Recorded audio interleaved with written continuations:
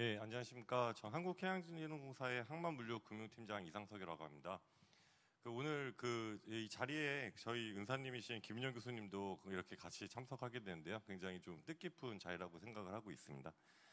저희가 지금 오늘 발표한 내용은 한국해양진흥공사에 대해서 좀 잘 모르시는 분도 많이 계실 것 같아서 먼저 해진공이라고 하는데 이게 뭐 어떤 회사냐, 또 어떻게 여러분들이 이제 연결될 수 있는 부분이 있느냐, 어떻게 활용할 수 있느냐, 이 부분을 좀 아시려면 먼저 해진공에 대한 소개를 좀 해야 될 것 같아서 그 부분을 하고, 그다음에 우리 주제에 맞는 스마트 그린 관련돼 가지고 어떻게 저희는 선박금융을 비롯해서 준비를 하고 있느냐, 이 부분을 갖다 좀 말씀드리도록 하겠습니다. 예, 한국해양진흥공사는 굉장히 좀 설립을 하는 데서 되게 오랫동안 검토가 되었었습니다. 원래 예전에 처음에 할 때는 선박 조선금융공사라는 이름이었었고, 그게 이제 이름이 바뀌어서 한국해양진흥공사라고 해서 사실은 해운 쪽과 뭐 어떤 인프라, 물류 이런 쪽을 좀 다 커버를 하는 어떤 정책성 금융공사입니다. 예, 법정 자본금은 5조고, 그다음에 공사 시용 등급은 당연히 국가 크레딧하고 동일합니다. 글로벌 시용 등급 역시 국가 시용 등급하고 동일하고요. 저희가 하는 금융은 이제 조금 어떻게 이해하면 좋냐면, 이게 은행은 아닙니다. 그래서 대출이 위주가 되는 건 아니고요.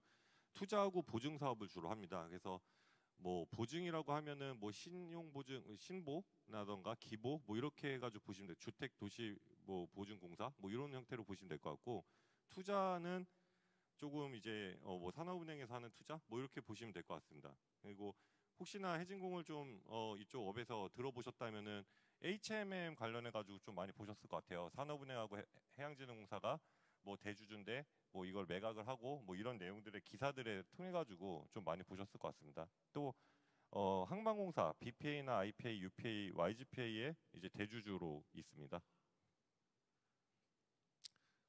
저희가 이제 그럼 해진공이 뭐 진흥공사 이러다 보니까 조금 이렇게 뭐 자본 여력이 없지 않느냐 막 이런 거에 대한 고민들을 좀 많이 일부 하시는데, 사업 쪽에서는 저희의 이게 그 자본금이라는 건 그 규모를 얘기합니다. 그래서 해진공의 이 자본금의 규모를 보시면은 이게 다른 공기업에 비해서 엄청나게 높은 걸 볼 수 있습니다. 왜냐하면 기본적으로 선박금융이나 구조조정을 해야 되는데 선박금융은 규모가 굉장히 큽니다. 그렇기 때문에 이 자본금의 규모도 굉장히 큰 거고요. 납입자금이 한 3조 정도 되고, 이제 법정자금이 한 5조 정도 되는데, 금융성이나 뭐 이런 것들을 다 해도 굉장히 큰 규모라고 볼 수 있습니다. 그래서 저희가 이제 하는 사업들에 대해서 말씀드리면, 오늘 뭐 금융에 대한 내용을 갖다 자세하게 말씀드릴 내용은 아니고요. 뭐 선박금융이나 뭐 인프라 설비에 대한 투자 뭐 이런 것들이 있고, 그다음에 이제 뭐 CBB 또 회사채 인수나 PCBO 이렇게 돼 있는데, 뭐 이런 것들은 뭐 신보에서 하는 PCBO를 또 이런 것들도 같이 하고 있고요. 이건 이제 뭐 코로나 때문에 어려워진 선사나 어떤 기업들을 위해서 좀 진행을 했었고, 뭐 정책 지원 서비스도 하고 있습니다. 제가 이제 속해 있는 거는 이제 해양금융 일부의 항만물류금융팀입니다. 그래서 이게 저희가 선박금융을 주로 하는 팀도 있고, 박스 컨테이너 박스 앞에 말씀드렸던 그런 것도 있고, 그다음 이제 선주 사업이라고 해서 또 이제 좀 깊이 아실 수도 있는데, 김윤영 교수님께서도 굉장히 강조를 많이 하셨던 이런 해양진흥공사가 선주가 되는 뭐 이런 사업들도 하고 있습니다. 인프라, 제가 지금 속해 있는 데는 항만물류금융팀인데요. 여기는 이제 국내외 터미널 확보 지원이나 항만 배후단지 물류시설 투자, 그다음에 구조화, 그다음 해외 물류 투자입니다.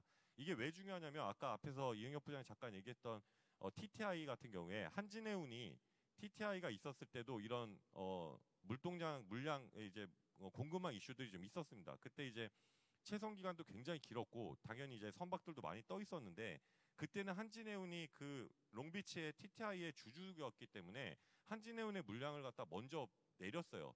우리나라 국내의 어떤 수출을 위한 물량들을 먼저 내렸는데, 지금 사실 HMM은 그런 게 없습니다. 거의 뭐 7개 정도가 있는데, 그런 터미널이 없다 보니까 이게 물류가 제대로 작동을 못 하는 거예요. 그래서 이제 뭐 저도 업계에서 들어보면 삼성전자 같은 경우에도 롱비치에 못 내리고 거기서 이제 차로 2시간 거리에다가 뭐 3배를 주고서 내렸다.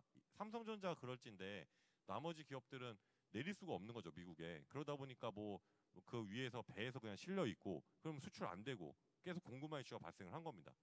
그래서 그런 의미에서 뭐 우리나라 선사라던가 아니면은 터미널 오퍼레이터라던가 이런 데서 이제 뭐 물류 자산들을 확보할 수 있도록 그런 걸 돕는, 금융적으로 돕는 그런 역할을 하고 있습니다. 해양진흥공사 뭐 잠깐 말씀드리면 저희는 당연히 정부 기관이 96.73%를 갖고 있고요. 산업은행이나 수출은행이 좀 일부 갖고 있습니다. 그리고 저희는 지금 해양수산부 산하의 기관이고, 저희의 일단은 50% 이상은 일단 기재부가 갖고 있고, 또 금융위원회의 감독 감시를 받는 금융성 공공기관입니다. 뭐 자산 건전성 같은 경우에는 이제 좀 약간 너무 금융적인 부분이긴 한데, 우리가 BIS라는 지표를 사용합니다. 이제 은행들이 사용하는 재무 건전성 지표인데요. 저희 지금 뭐 요즘 뭐 한전 때문에 산업은행의 BIS가 굉장히 많이 깨졌기 때문에 HMM 빨리 매각해서 BIS 비율을 높여야 된다, 막 이런 것들이 이슈가 있는데, 해양진흥공사의 BIS 비율을 보시면 이게 굉장히 높습니다. 26%이기 때문에 선박금융이란 것 자체가 굉장히 좀 위험하다, 이런 인식들이 자본시장 쪽이나 이런 데서 좀 있지만, 해양진흥공사는 그래서 그 부분을 좀 메꿈에도 불구하고 요새 이제 해운업이나 요즘 이런 쪽이 굉장히 좀 호황이었기 때문에 현재로서는 BIS 비율도 굉장히 높은 걸 보실 수 있습니다. 지금 이게 가장 큰 문제라고 생각을 하는데, 우리가 글로벌 선사들하고 좀 비교를 했을 때 이 터미널은 아까 말씀드린 것처럼 그 수출하는 데 있어서 아주 필수 불가결한 굉장히 중요한 자산입니다. 특히 컨테이너 터미널은요. 근데 지금 컨테이너 선사들을 갖다 쭉 보면은 머스크가 뭐 보유 터미널이 59개, 뭐 개발이 2개, 뭐 지금 HMM이 지금 경쟁하고 있는 선사들의 이 보유 터미널 수와 현재 개발 중인 수를 보시면은 압도적인 차이를 갖다 느낄 수 있으실 겁니다. 작년까지 이제 워낙 물류 해운이 좋았기 때문에 HMM도 굉장히 수익이 좋았고, 또 글로벌 선사들도 굉장히 좋았습니다. 근데 지금 그거에 대해서 어떤 투자가 이루어졌느냐, HMM이 그러면 터미널에 대한 자산의 확보나 이런 것들이 좀 있었어야 되는데, 이게 사실 거의 전무했었거든요. 그러면은 HMM의 어떤 주주사인 산업은행이나 해양진흥공사는 어떤 걸 했느냐, 뭐 이 부분은 조금 이렇게 고민을 저희도 많이 보고는 있었는데, 아무래도 공공기관의 어떤 이렇게 휘하에 있다 보니까 적극적인 투자 같은 것들이 좀 쉽지는 않았어요. 그래서 이렇게 격차가 좀 벌어져 있다, 이 부분이 굉장히 큰 문제라고 저희는 보고 있습니다. 어, 공사법 개정 관련해 가지고도 잠깐 말씀을 좀 드려보면, 저희가 이제 우리의 그 클라이언트라고 하는데, 저희 팀 해양진흥공사의 주로 대상이 해운사라는 거는 대부분 다 알고 계실 거고요. 선박금융을 하니까. 근데 해운사만 한다, 이렇게 또 아시는 분도 많이 계세요. 근데 이 부분이 좀 알려야 되는 부분이라 생각하는데, 저희는 해운사만이 대상이 아닙니다. 저희는 물류회사도 할 수 있고요. 그 저희의 그 클라이언트라고 하는 건 물류회사, 예를 들면 CJ 대한통운이나 이런 데가 있을 수 있겠고, 뭐 LX 판토스, LX 인터내셔널, 뭐 포스코 인터내셔널 이런 상사들도 있고요. 그다음에 이제 터미널 하역을 갖다 전문으로 하는 뭐 동방이라던가 뭐 세방 이런 데도 저희의 다 클라이언트입니다. 이어서 어저께 전체 회의에서 통과가 되는데, 해양진흥공사법이 개정이 됩니다. 그 개정이 돼서 건설회사도 저희의 클라이언트가 됐습니다. 건설회사가 뭐 근데 주택 사업하는데 뭐 저희가 정책 금융을 해드리는 그런 건 아니고요. 어떤 인프라 관련 시설, 항만 인프라 관련 시설과 혹은 배후단지 뭐 이런 것들, 배후단지의 개발 금융이라고 하는데, 그런 것들에 대해서 이제 해양진흥공사는 건설사에 대해서도 금융을 할 수 있게 됐다라는 걸 좀 알려드리고 싶었습니다. 이건 기존에 저희가 그러면은 투자한 형태를 갖다 좀 말씀드린 건데요. 저희가 그러면은 이제 뭐 보통 은행이다라고 하면은 대출을 갖다가 일으켜서 드리죠. 뭐 담보대출이 됐든 신용대출이 됐든 기업금융을 하는데, 해양진흥공사는 대출의 기능이 없습니다. 대신에 좀 강력한 부분이 있어요. 어떤 거냐면, 저희는 이제 지분 투자라던가 그다음에 대출이라고 써 있지만, 이거는 펀드를 통해 가지고 수익증권을 인수하고 대출을 하는 똑같은 구조를 만들 수가 있습니다. 그래서 저희가 지금 투자한 것들 보면 어떤 단순 대출도 있고 또 에쿼티 투자한 것들이 많이 있습니다. 사실 해양진흥공사가 에쿼티를 갖다 어느 사업자하고 같이 하게 되면 굉장히 그 사업성이 높아지는 거죠. 그리고 또 하나는 이런 투자뿐만 아니라 보증 기능이 있어요. 그래서 예를 들어서 뭐 지금 진행하고 있는 어떤 우리나라 굴지의 대기업이 물류센터를 하고 있는데, 미국에서 우리나라 내부 신용등급 AA입니다. AA인데 미국에 있는 뱅크한테 조달을 못해요. 우리나라 AA지만 우리나라에서 AA 국제적으로 보면 이게 AA가 아니라 BB밖에 안 되거든요. 그러다 보니까 미국에 있는 뱅크한테 조달을 못합니다. 거기에 해양진흥공사가 개런티를 하는 보증을 씌워버리면 그 사업과 그 SPC 이런 건 다 국가신용 등급이 얹혀져요. 그러니까 만약에 조달이 됐을 때도 예를 들어 가지고 뭐 12%에 된다는 걸 국가신용 등급을 씌워버리니까 뭐 5%, 4%에 될 수 있다는 거죠. 이게 굉장히 강력한 기능입니다. 그래서 에쿼티를 넣지 않더라도 우리가 그냥 개런티만 하더라도 그 사업이 굉장히 금융 비용이 상당히 굉장히 크잖아요. 물류라는 거는 순이익률이 굉장히 낮습니다. 1에서 2%밖에 안 되거든요. 그렇기 때문에 어떻게 조달하느냐에 따라서 그 사업성이 완전히 바뀌어 버려요. 그래서 이제 금융에 대한 조달이 굉장히 중요하다라는 거고 그런 역할들을 해양진흥공사가 하고 있다는 말씀을 드립니다.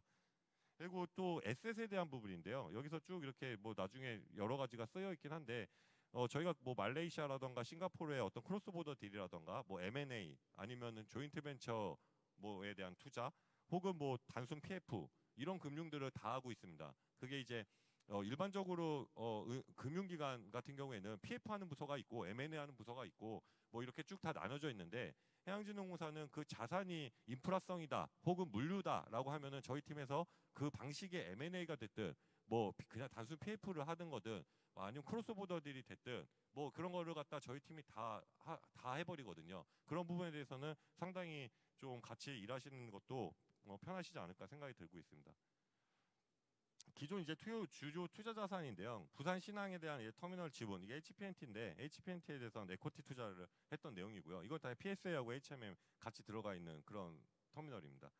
뭐 이거는 이제 고려해운하고 한 대포에 대한 투자였습니다. 이거는 퓨어 에코티 투자를 했던 사안이고요.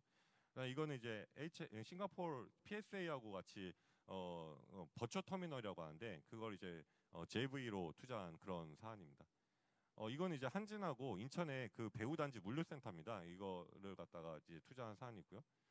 그리고 요거는 이제 울산 신항의 터미널 UNCT라고 하는데 이 UNCT에 있는 터미널에 대한 재구조화를 한번 했습니다. 재금융을 했죠.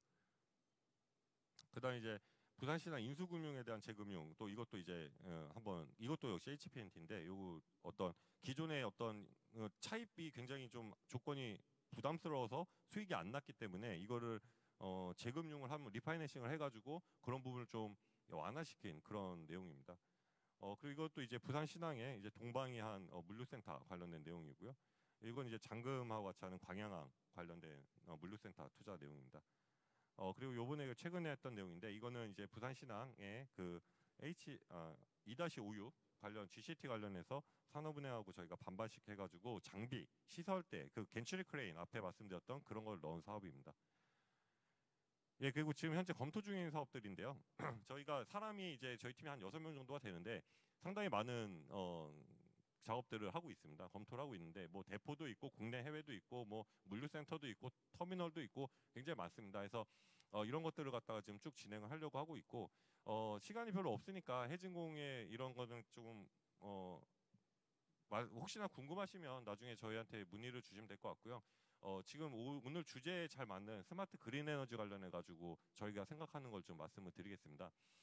최근에 저희 WTIV라고 해가지고 그 선박 그 풍력 설치선이라던가 혹은 FSRU라던가 혹은 그 우리가 이제 풍력에서 발전을 하면 그거를 갖다가 이제 저장 장치로 송출을 해야 되는 케이블 설치선이라던가 약간은 기존에는 조금 없었던 그런 선박금융만 놓고 보더라도 이게 인프라성인지 선박금융인지 조금 헷갈리는 그런 것들이 지금 계속 들어오고 있어요. 그래서 사실 저희가 검토를 그 세 가지 지금 말씀드린 세 가지에서 선박금융, 인프라금융을 다 지금 보고 있고 그 중에서 두 건 아까 WTIV하고 FSRU는 저희 팀에서 직접 하고 있습니다. 근데 그게 이제 보시면은 그런 어떤 특수선이라고 할 수도 있는데 그런 부분들이 유럽이나 이런 쪽에 굉장히 발전해 있고 중국에도 굉장히 많이 그런 선박들이 발주가 돼 있습니다. 근데 우리나라 같은 경우에는 그런 선박들이 굉장히 좀 없어요. 그 풍력 단지는 굉장히 많이 개발하고 있잖아요. 다 아시다시피 전북에도 개발하고 있고 여기 남해 쪽에도 하고 있고 계속 하고 있는데 이거에 대한 전용 부두라던가 혹은 그걸 설치할 수 있는 선박 이런 것들이 거의 없습니다. 그래서 지금 해양진흥공사는 지금 그런 거에 대한 어떤 특수선 혹은 인프라성 선박에 대해서 강력하게 투자를 하려고 하고 있어요. 오늘 지금 뭐 여기 또 조선소에서도 앞에 많이 지금 오실 예정이신데, 지금 저희는 그 조선소들, 우리나라 조선소들하고 같이 그런 것들에 대해서 상당히 규모가 큽니다. 그래서 그런 부분에 대해서 적극적으로 투자를 해서 이 친환경 관련된 그런 부분에 대해서 조금 사업하는 데 있어가지고 그런 확보를 하기 위한 도움을 드리겠다라는 말씀을 좀 드릴 거고요. 또 하나는 물류센터도 그렇습니다. 뭐 여기 물류센터도 많이 전문가들이 계시지만 풀필먼트 센터라던가 해서 자동화 시설로 이제 다 바뀌고 있어요. 예전에는 물류센터가 창고였는데 지금은 굉장히 다양하게 진화가 됐지 않습니까? 그 아마존이라던가 이런 거 보면 모든 게 다 전산화가 돼 있고 모든 게 이제 스마트화가 돼 있습니다. 그러면은 그거에 대한 어떤 소프트웨어라던가 이런 거에 대해서도 상당히 지금 고가의 장비들이 또 들어가고 사실 그렇게 구축을 하고 있고 그래야 경쟁력이 있습니다. 그렇기 때문에 그런 거에 대한 지원을 늘 열심히 하려고 하고 있고요. 그 다음에 저희가 그 항만 그 설비금융 아까 이다시욱 잠깐 말씀드렸는데 얼마 전에 미국에서 그 중국의 그 업체가 겐츄 크레인이나 이런 거를 갖다가 이렇게 지으면서 안보 이슈가 발생을 했고 우리나라 같은 경우에도 그런 안보 이슈가 없는지에 대해서 좀 검토가 많이 된 걸로 알고 있습니다. 근데 한국에 있는 선사나 운영사가 해외에서 또 이렇게 운영하는 데들이 있거든요. 그러면은 그런 보안적인 그런 부분도 우리나라 조선사들이 조금 이렇게 국산화 장비, 물론 좀 비쌉니다. 그 중국의 비용보다 좀 비싸긴 한데 그런 쪽으로 최대한 금융을 하면서 좀 유도를 하려고 그런 생각들을 갖고 있습니다. 지금 제가 인프라도 얘기하고 물류도 얘기하고 막 하다 보니까 뭐 이거 너무 많은 걸 짧은 시간에 말씀을 드리려다 보니까 좀 헷갈리실 수도 있는데 여기 다양한 어떤 기관에서 참석을 하신 걸로 알고 있고 어떤 해양진흥공사의 도움이 필요하시거나 이러면은 정책금융기관으로서 저희도 최대한 그런 걸 듣고 또 새로운 도움을 드릴 수 있는 부분도 어떤 게 있을지를 한번 고민을 같이 해보겠습니다. 그리고 마지막으로 지금 해진공의 그 좀 고민스러운 부분을 좀 말씀드리면 우리가 지금 뭐다 신문이나 이런 데서 많이 나왔겠지만 언론에서 그런 부분이 있습니다. 지금 PF가 굉장히 어렵습니다. 지금 언제 터질지 모른다. 여의도에서는 지금 그런 얘기들이 있고 그냥 폭탄 돌리게 하고 있다. 이런 얘기들이 있는데 이게 도대체 무슨 얘기인가라고 좀 고민을 하실 수가 있는데 그 물류센터 같은 경우에 지금 과잉 공급이 된 지역들이 좀 많이 있어요. 인천 같은 경우에도 그렇고요. 그러다 보니까 이게 그 사업자보다 공급이 과잉이 되다 보니까 사업성이 안 나오는 겁니다. 그러면서 계속 이렇게 처음에 금융을 일으켰던 대주라던가 뭐 그 사업을 진행하려고 했던 사업자들이 굉장히 피해를 보고 있고 그걸 갖다 그냥 다 경매 처리를 해버리면 안 되기 때문에 정부에서는 그게 PF가 터지지 않기 위해서 계속 각고의 노력을 하고 있어요. 금융기관들 다 모아가지고 뭐 서명을 하게 한다던가 해서 PF 만기 연장을 좀 시켜준다던가 뭐 이런 식으로 해서 지금 계속 수년을 시키고 있는데 우리나라의 금융기관 입장에서도 해외 쪽 부동산을 갖다가 이렇게 투자한 거에 대해서 중우순위에 대한 투자가 많다 보니까 이 부분이 그 선순위가 만약에 외국 은행이었다 그러면 바로 그냥 경매 쳐버리면 이게 다 손실이 나버리거든요. 그런 문제와 국내 공급 과잉에 따라서 이제 더 이상 PF가 너무 위험하니까 신규 진입이 안 되는 문제들이 지금 있습니다. 그래서 지금 뭐 해양진흥공사나 산업은행이나 뭐 이쪽으로는 굉장히 많이 지금 정책금융 쪽으로 몰리고 있어요. 왜냐하면 민간에서 신규 딜을 보질 못하니까 계속 정책금융으로만 오는 거거든요. 그래서 거기서 저희가 좀 업무가 좀 과도하게 좀 과부하가 걸리고 있고 이런 게 좀 있는데 그럼에도 불구하고 신규 투자는 해야 되는 부분 분명히 있기 때문에 그게 물류든 수출이든 혹은 수입이든 간에 해진공은 그런 사업들에 대해서 계속 적극적으로 도와드리고 보려고 지금 생각을 하고 있습니다.